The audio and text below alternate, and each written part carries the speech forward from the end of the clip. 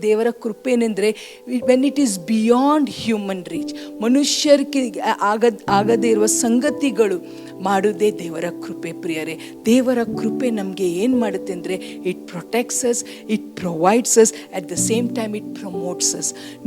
ನಾವು ಕೀಳಾಗಿದ್ದೇವೆ, ನಮಗೆ ಏನೂ ಇಲ್ಲ, ನಾವು ಬಡವರಾಗಿದ್ದೇವೆ ಅಂತ ಯೋಚನೆ ಮಾಡಬೇಡ್ರಿ.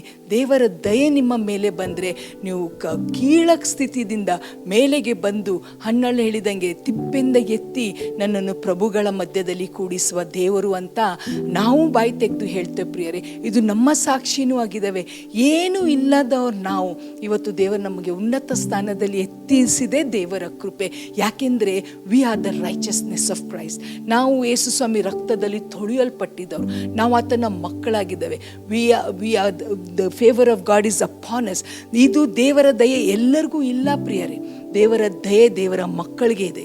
ನಾವು ದೇವರ ಮಾರ್ಗದಲ್ಲಿ ನಡೀತಾ ಇದ್ರೆ, ನಾವು ದೇವರ ವಾಕ್ಯವನ್ನು ಕೈಕೊಂಡು ನಡೀತಾ ಇದ್ರೆ, ನಾವು ದೇವರ ರಾಜ್ಯಕ್ಕಾಗಿ ನೀತಿಗಾಗಿ ತವಕ ಪಡ್ತಾ ಇದ್ರೆ, ನಾವು ದೀನತೆಯಿಂದ ದೇವರ ಸೇವೆ ಮಾಡ್ತಾ ಇದ್ರೆ, ನಾವು ಇನ್ನೊಬ್ಬರಿಗೆ ಒಂದು ಆಶೀರ್ವಾದ ನಿಧಿಯಾಗಿದ್ರೆ ದೇವರ ದಯೆ ನಮ್ಮ ಮೇಲೆ ದೊರಕುತ್ತೆ.